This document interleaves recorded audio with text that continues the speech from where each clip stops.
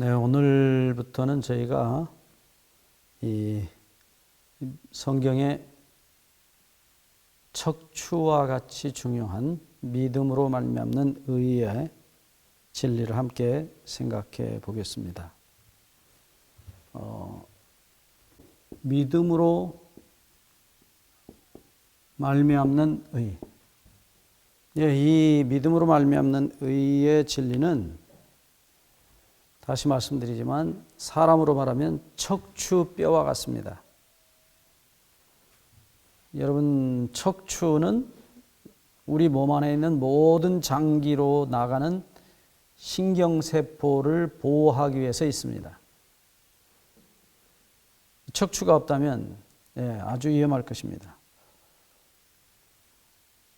그와 같이 이 성경의 모든 진리와 연결되어서 기둥과 같은 역할을 하는 진리를 믿음으로 말미암는 의라고 말합니다. 한마디로 말하면 의라는 것은 우리가 어떤 인간이 어떤 일을 해서 그래서 만들어지는 것이 아니고 오직 믿음으로 말미암아서 이루어지는 것이다. 이 문제를 우리가 한동안 함께 말씀을 함께 나눠보겠습니다. 이 믿음으로 말미암는 의에 대한 교과서가 있어요. 그 교과서는 로마서입니다. 이 성경의 로마서라는 책은 성경의 예수님의 제자 중에 아주 걸출한 스타와 같은 바울이라는 예수님의 제자가 그 당시에 로마 제국의 서울이었던 로마시에 있는 예수님을 믿는 사람들에게 보낸 편지 가운데 나타나 있습니다. 특별히 이 로마서는 어떤 면에서는 그 당시에 로마 제국의 서울이라고 할 수 있는 그 로마에 아주 많이 배우고 그리고 아주 참 유식한 분들이 많이 사는 동네에 이 로마서를 기록해서 보냅니다. 그래서 로마서는 꽤 차원이 높은 책이에요. 어쩌면은 성경 전체 중에서 가장 많은 논리가 기록된 책이 이 로마서라고 할 수 있어요. 그래서 이 로마서를 믿음으로 말미암는 의, 성경의 가장 중요한 진리인 이 믿음으로 말미암는 의의 교과서라고 부르는 것은 틀리지 않습니다. 특별히 바울은 당시에 학문을 많이 했던 사람입니다. 우리가 아는 대로 사도 바울은 굉장히 유식한 사람이에요. 요즘으로 말하는 박사쯤 되겠죠. 훌륭한 사람이에요.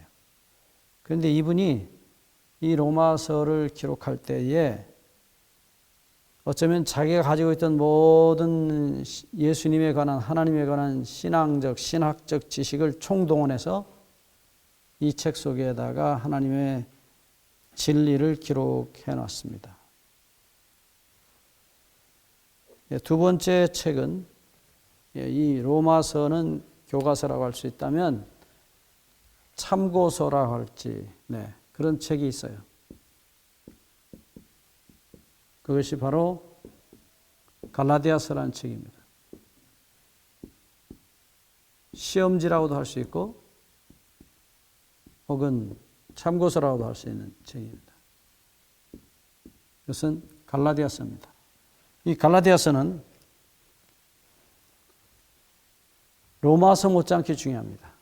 왜냐하면 여러분, 우리가 시험을 쳐서 무엇이 진짜고 무엇이 가짜인지, 무엇이 잘 되고 무엇이 잘못됐는지를 판가름하기 때문입니다. 왜냐하면 이 교과서에 나온 내용과 아주 비슷하면서도 소위 요즘 우리 어린아이들이 말하는 것처럼 짝퉁, 아주 비슷한데 가짜입니다.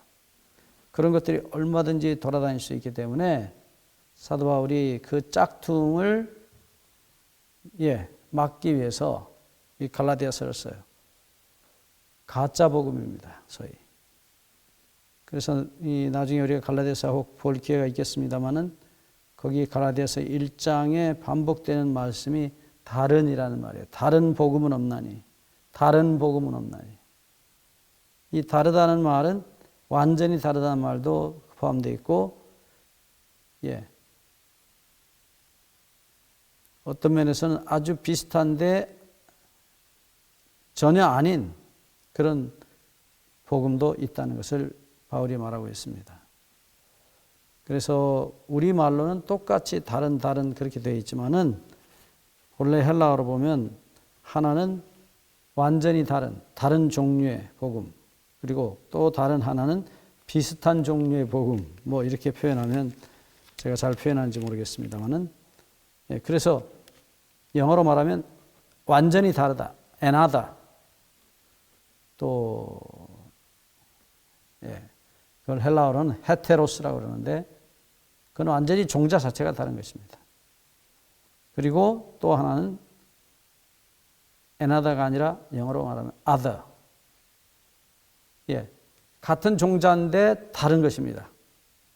비슷하게 생겼는데 본래 것은 아닙니다. 그런 소위 알로스라고 그래 헬라어로는 그런 복음이 얼마든지 있을 수 있다.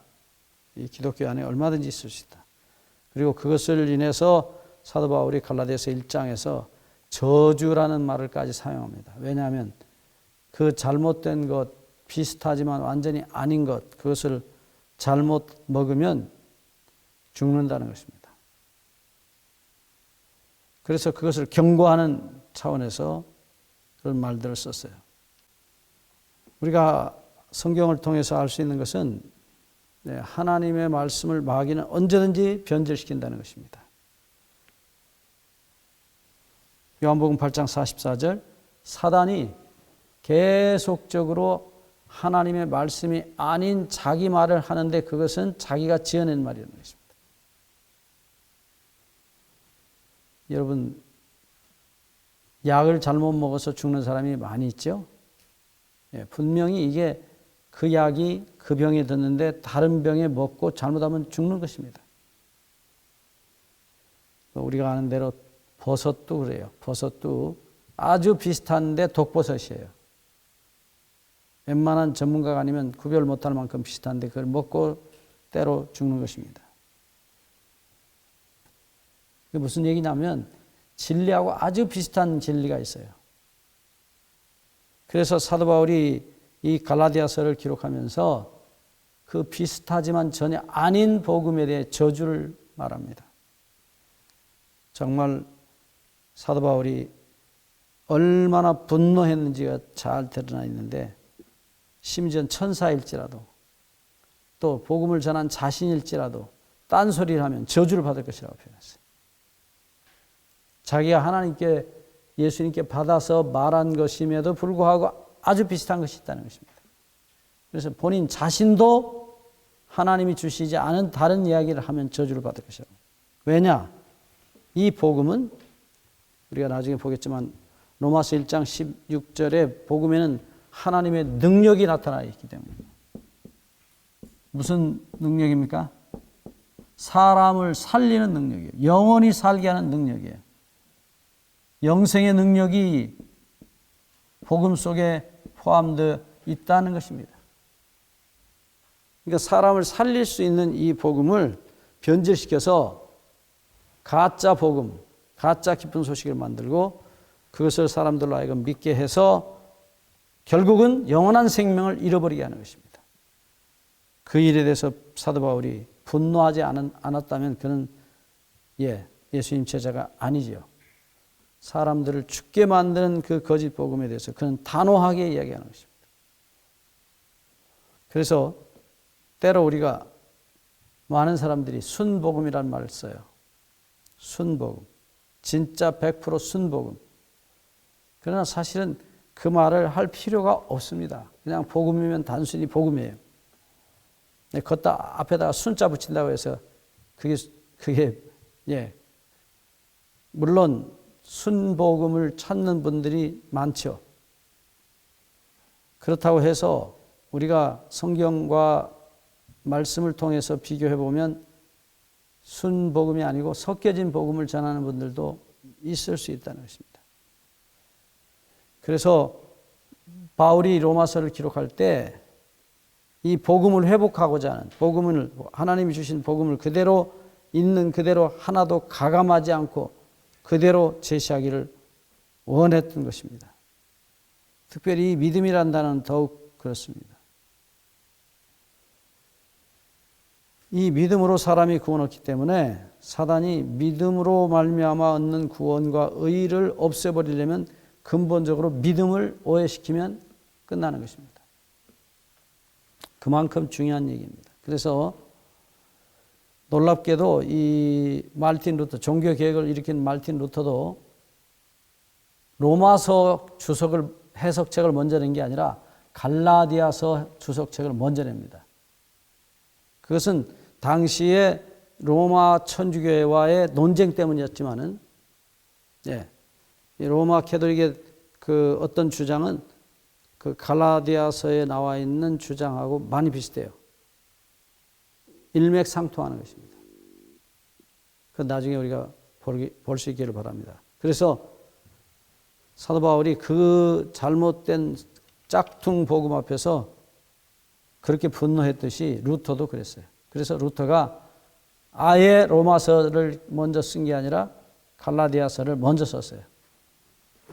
이 가짜가 오니까 우선 가짜의 정체를 폭로하기 위해서 그렇게 한 것입니다. 그래서 이 믿음으로 말미암는, 다시 말하지만 성경의 척추와 같은 진리이기 때문에 사단이 이것을 맹공격하는 것입니다. 그리고 잘못된 길로 데리고 가려고 그래요. 우리는 하나님의 복음을 마지막으로 인수인계한 마지막 주자들입니다. 여러분들 우리 계주라고 그러죠? 이어달리게 하는 사람들. 제일 중요한 사람이 누구죠? 마지막 주자입니다. 그 마지막 주자가 앞사람과의 관계에서 앞사람이 거의 이제 거리를 많이 잃어버렸지만 정말 있는 힘을 다해 죽을 힘을 다 뛰어서 상대방 선수를 따라잡고 결승에 들어가서 골인해서 1등을 할 수도 있어요. 그래서 이 계주와 똑같습니다. 우리가 이 받은 복음은 우리가 받아서 또 우리 다음 세대에 넘겨줄 수 있는 복음이에요. 그런데 어쩌면 우리가 마지막 주자일 수도 있다는 것입니다. 그래서 이 복음을 회복해야 하는 것입니다. 우리 이 한 주일 이 말씀을 계속해서 함께 살펴보겠습니다. 감사합니다.